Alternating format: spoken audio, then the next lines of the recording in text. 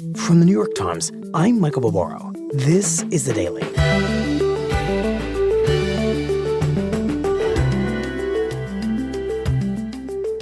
Today, on behalf of the House Republican Conference, I rise today to nominate the gentleman from Louisiana, Mike Johnson, as Speaker of the People's House. After 21 days without a leader, and after cycling through 4 different nominees, House Republicans have finally elected a speaker to lead the chamber. Therefore, the Honorable Mike Johnson of the state of Louisiana, having received a majority of the votes cast, is duly elected Speaker of the House of Representatives for the 118th Congress. My colleague, congressional reporter Luke Broadwater, was inside the Capitol as it happened. The committee will retire from the chamber to escort the Speaker-elect to the chair.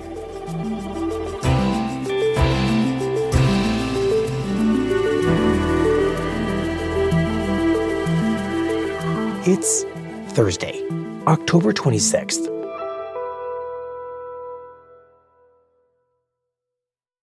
So, Luke, it's 2:32 p.m., and you just raced into a phone booth inside the Capitol to talk to us, which was very nice of you, because it entailed tearing yourself away from a historic scene that was unfolding. And I want you to describe that scene. Yes, I was in the Speaker's lobby watching Republicans elect a new Speaker of the House, Mike Johnson of Louisiana. He had just won. They were lining up all the dignitaries in leadership to honor this new speaker. And there was a bit of a debate going on about who would present him the gavel. Would it be the former speaker, the temporary speaker, or the leader of the House Democrats? And this was a monumental occasion because for more than 3 weeks now, the House has been paralyzed. No legislation has been able to move. No aid for any of our allies overseas has been able to be approved, and a government shutdown is looming. Right. And Republicans had been fighting amongst themselves bitterly through candidate after candidate, unsuccessfully, until they landed on Mike Johnson, who received a unanimous vote of his fellow House Republicans and now has the mandate to get the Congress back to work. Right. I think the key word there is unanimous, which seems pretty improbable given the battle we've just been through. And I want to kind of set the stage for this conversation because the last time we covered this seemingly endless soap opera, Representative Jim Jordan was the nominee. And it looked like Jordan was going to be the next speaker, despite his reputation for being very far to the right, an obstructionist, in the words of a former speaker, John Boehner, a legislative terrorist. So pick up the story from there and help us understand how we get to this moment. Right. Jim Jordan was in the fight of his life to try to become the next House Speaker. And he had unleashed a pressure campaign against the holdouts from the more mainstream wing of the party that were refusing to vote for him.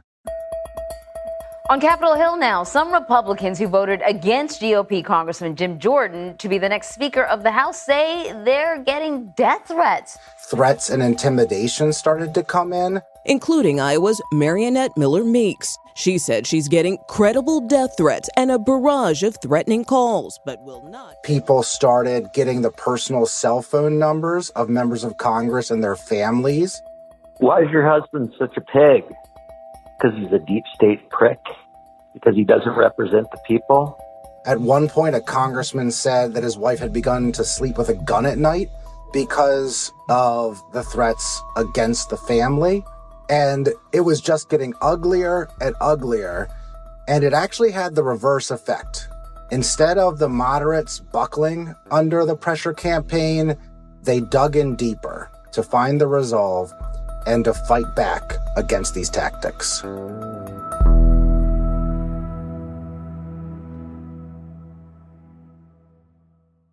Right. The idea had been that Jordan was going to activate this far-right network, the party's base, to hound these moderate lawmakers and make them feel like they didn't really have a choice. They had to vote for Jordan or perhaps they'd lose re-election. But it turned out they did have a choice. And that choice was to create this unmovable block of moderate Republicans who basically said to Jim Jordan, your tactics are beyond the pale. This is not acceptable. You will not be our speaker. And because Republicans have such a tight majority, it didn't take that many moderates to block him. Now, I will say Jim Jordan says he had nothing to do with the pressure campaign, that he can't control outside groups that were lobbying for him. But that said, his supporters really offended many members of Congress. And because of the slim margins in Congress, any Republican speaker candidate can only afford to lose 4 fellow Republican votes, provided all the Democrats vote against the Republican, which is, the way the chamber operates.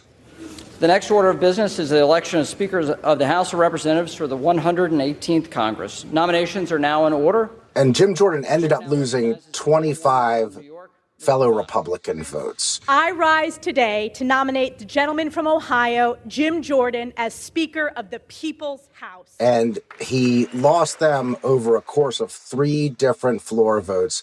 And each time the opposition to Jim Jordan grew. The total number of votes cast is 432, of which the Honorable Jim Jordan of the state of Ohio has received 200 votes. On the first vote, there were 20 Republicans opposed to him. No person having received a majority of the whole number of votes cast by surname, a speaker has not been elected.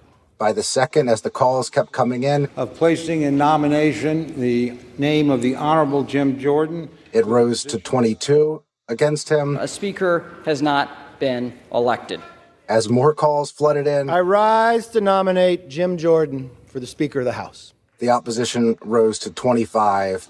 No person having received a majority of the whole number of votes cast by surname, a speaker has not been elected. Pursuant to fellow Republicans standing firm in opposition to Jim Jordan. 1, the chair declares the House in recess, subject to the call of the chair. Right. This was the revenge of the Republican moderates, and it felt like a very distinct moment in time.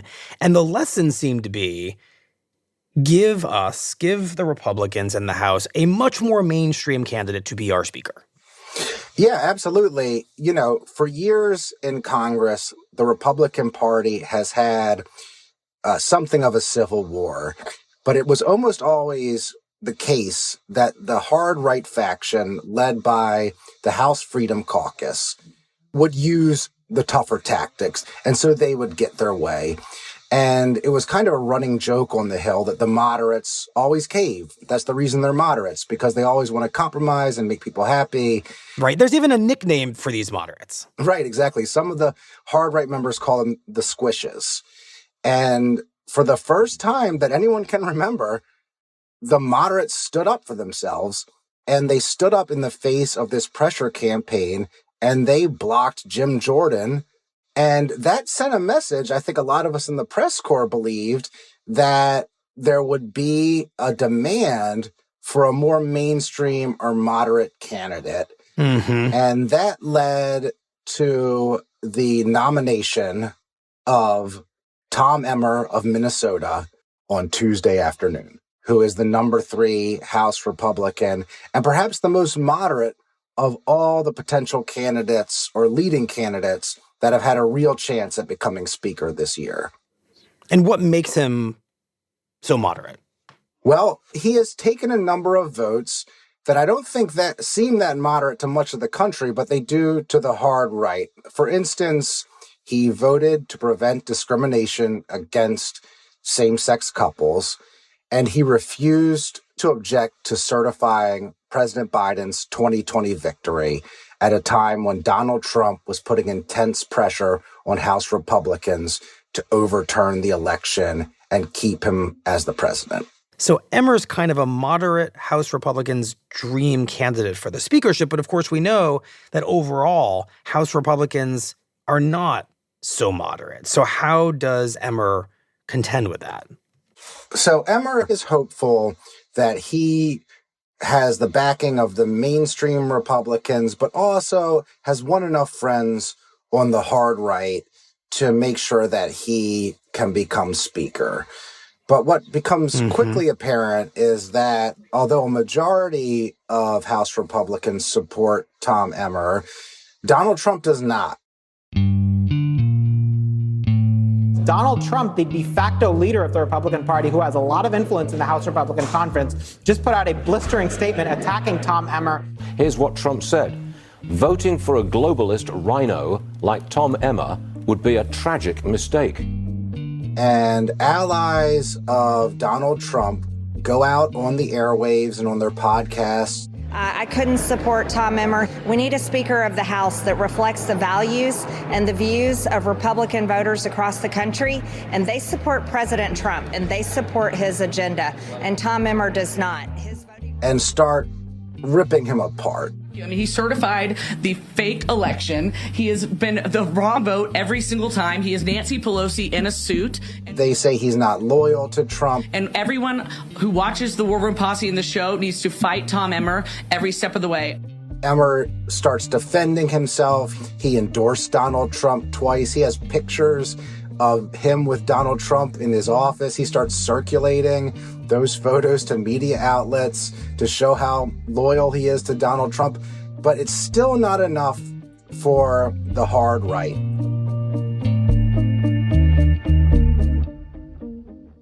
So just 4 hours after he becomes the nominee, despite winning a majority of the votes, there are still about 24 hard right House Republicans standing in opposition to him, refusing to vote for Tom Emmer. And Tom Emmer sees no other way out of this than to resign and renounce his candidacy for Speaker. So it turns out there are enough moderates to kill a Jordan candidacy, but not enough moderates to elect Tom Emmer. That's exactly right. And so Republicans are sent back to square one, and they're kind of scraping the bottom of the barrel now to figure out who could be the speaker. And so after Tom Emmer is deposed, 6 more Republicans throw their names in as potential candidates. Because basically everyone thinks, like, why not me? Right, yeah.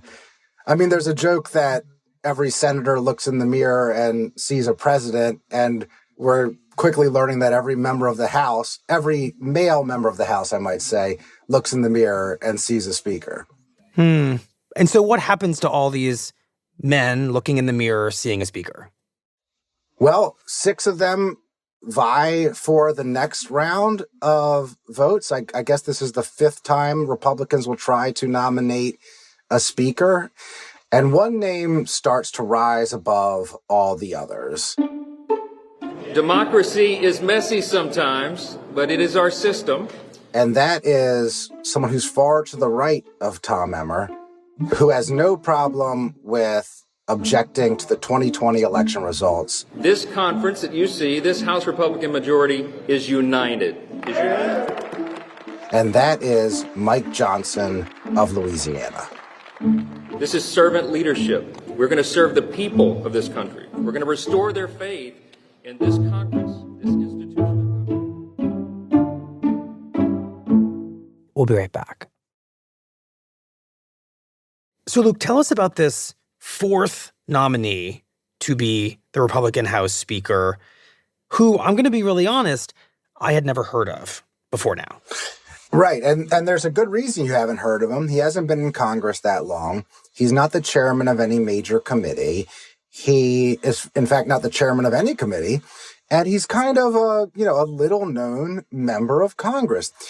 But here's what we do know about Mike Johnson. He is very conservative, and he's also very religious. Welcome back to Truth Be Told. I'm Mike Johnson. And I'm Kelly Johnson. He hosts a podcast with his wife that's focused on Christianity. Today we're going to provide an answer to the question that has been asked by countless hundreds of millions of people, and probably by all of us at one point or another. How do I find God's will for my life? He often talks about being an evangelical Christian.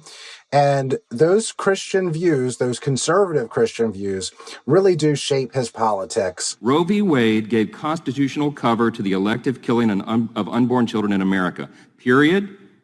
You think about the implications of that. He's also very close with Jim Jordan. The two of them have traveled to Israel together to meet with Benjamin Netanyahu. When you and Kelly went with Polly and I to Israel a couple years ago, what a good time we had, and a chance to learn about our great friend and ally, the state of Israel. And Jim Jordan serves as a mentor to him and sort of helped him run for Congress originally and flew him out to meet with the House Freedom Caucus guys. And just like Jim Jordan is very loyal to Donald Trump, so is Mike Johnson. If Jim Jordan was the public face of fighting the 2020 election results in Congress, Mike Johnson was his silent partner.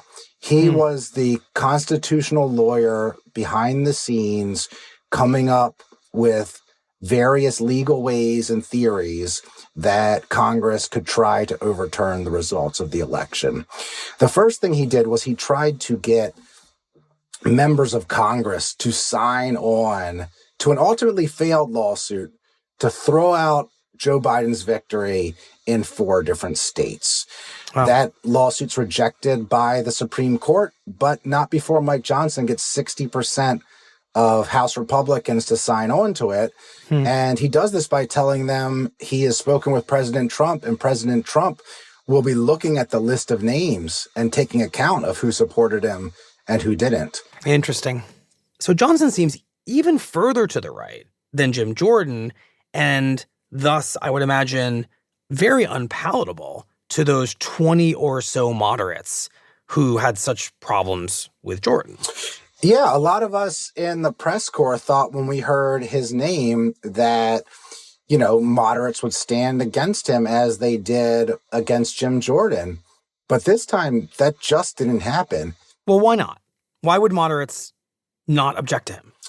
Well, I think there's a couple reasons. Some of the moderates we talked to in the hallways said, essentially, they were weighing the continued dysfunction of the House and the need to get back to business against how right-wing Johnson is.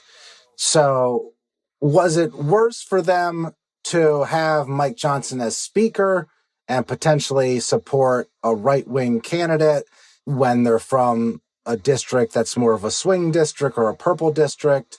Or was it worse to continue the 3-ring circus taking place on Capitol Hill, head towards a government shutdown, deny funding for our allies overseas? So you can see how they looked at the situation and arrived at the result that it was better for them to vote for somebody just so they could get back to business. Right. You're saying these moderates start to worry less about picking the wrong speaker and the political repercussions of that than they do about picking no speaker and being associated with a deeply dysfunctional Congress, because voters don't like that either. That's exactly right. And one thing that differentiates Johnson from Jordan is that he doesn't have the baggage in some members' views as Jordan did. You've got to remember, Jim Jordan came to Congress and was described by a previous Republican speaker as a legislative terrorist. Right. And he had blown up a bunch of bills to fund the government and sort of the basic bills of keeping the place open. And so there were long memories about Jordan's misdeeds in their mind. And Johnson just doesn't have the bad blood with his fellow Republicans that Jordan does. And so that combined with the fact that there's a lot of fatigue on the Hill. People are sick of not having a speaker. They're sick of going home on the weekend and having their constituents yell at them because they're so dysfunctional. And all of that built up to really a glide path for Mike Johnson, a guy who would have had probably no chance of becoming speaker a month ago, to having the unanimous support of his conference. Right. So I want to just review the journey that we have been on. Kevin McCarthy is ousted as speaker by these far-right members of the House, just 8 of them. The first nominee to replace him, ends up being rejected as insufficiently conservative. The second nominee is knocked out not because he's not conservative enough, Jim Jordan was, but because he's just personally kind of hated. The third nominee fails because he's not conservative enough, Tom Emmer. And ultimately, the winner is a very, very conservative member, Mike Johnson. So there's not a lot of mystery about, ideologically speaking, who won here. House conservatives won. So how should we think about why this was such an ugly 21-day war among people who largely seem like they're on the same page? In many ways, this is really the first sort of Maga-controlled House. Mm-hmm. Before this, we had Democrats in charge of the House, or we had Republican speakers who were more in line with the old Republican Party, right? The more business-minded wing of the party who cared about small budgets and aggressive military. Now it's a much more populist party that's remade in Donald Trump's image. It's people, for the most part, who don't like the status quo, who want to tear down the establishment, who want to blow things up. And so when you have a ton of people like that in the same room, it's essentially a wrecking ball that's flying around all the time. And it's unclear who's going to be hit at any given time. And so we saw over the course of this first year of this Congress, an unprecedented 5 different speaker nominees.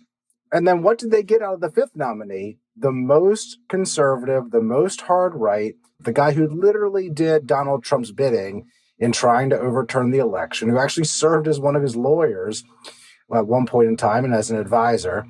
And in fact, Matt Gaetz, who is the member of Congress who got Kevin McCarthy kicked out as speaker, goes on Steve Bannon's podcast, Steve Bannon, a Trump ally. It is going to be a great moment for the House. And you know what? At the very end. And boasts that they have had an upgrade at speaker. And the swamp is on the run. MAGA is ascendant. And if you don't think that moving from Kevin McCarthy to MAGA Mike Johnson shows the ascendance of this movement and where the power in the Republican Party truly lies, then you're not paying attention. But they've got a more MAGA member who is now leading the United States House of Representatives. But Luke, this outcome, it feels like potentially a momentary pause in that ever-swinging wrecking ball within MAGA House Republican politics. And that pause, where everyone can get on the same page before they begin wrecking each other again, it might be a few months, it might be a few days, it might be a few hours. We don't really know. And so how should we think about Mike Johnson's chances of being a successful speaker? Because 21 days ago, the first chapter of this began, a speaker was ousted. That could happen all over again, given everything you just said. Right. Well, Mike Johnson has been able to do something that no other speaker candidate could do. He was able to unite House Republicans in a way no one else has. He looks like he has the command of the party. But that said, this is a particularly unruly Congress. Mike Johnson will probably have a grace period for some period of time, but eventually he's going to have to make some decisions about keeping the government open, about the debt. And it's hard not to see a scenario where some of the same complaints and concerns that the hard right had with Kevin McCarthy might come back to Mike Johnson. Keep in mind the same role that hard right Republicans used to oust McCarthy is still in effect in the Congress. So at any point, a member can force a vote to remove a speaker. This Congress has been one that ends up eating its own. And so the test for Mike Johnson will be, how long can he hold off until they eat him too?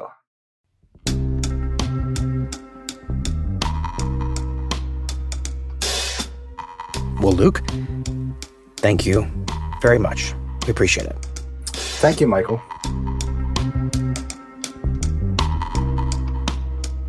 This group will deliver for the American people. I said it in the chamber, and I will say it here. We're going to govern well. On Wednesday afternoon, about an hour after his election, Speaker Johnson held a brief news conference on the steps of the Capitol. We're so grateful. I'm so grateful and so humbled to have gotten a unanimous vote on the floor by all of my colleagues here.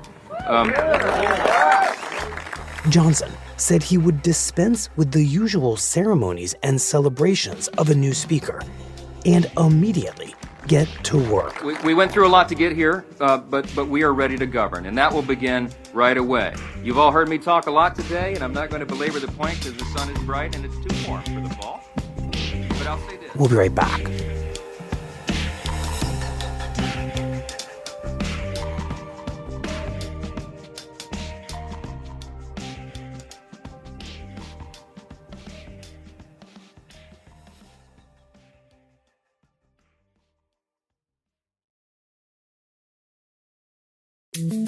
Here's what else you need to know today. At least 7 people were killed and many more injured in a mass shooting in the town of Lewiston, Maine, where a gunman reportedly opened fire at a restaurant and bowling alley. As of Thursday morning, a massive manhunt was underway to capture the shooter, who was caught on camera using what appeared to be an assault rifle. Lewiston, Maine's second biggest city, is about 40 miles north of Portland and home to Bates College, where students were told to shelter in place. And on Wednesday, with little warning, Hurricane Otis made landfall near the Mexican resort town of Acapulco as a catastrophic Category 5 hurricane. Unlike most storms that intensify slowly and are tracked closely by meteorologists, Otis gained strength with stunning speed, its winds growing by 110 miles per hour in just 24 hours. In interviews and social media posts, residents and tourists described widespread damage from the storm.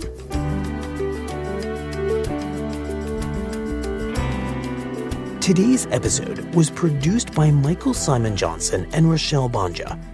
It was edited by Rachel Quester and Lexi Diao. Contains original music by Brad Fisher, Dan Powell, and Marian Lozano, and was engineered by Chris Wood. Our theme music is by Jim Brunberg and Ben Lansford of Wonderly.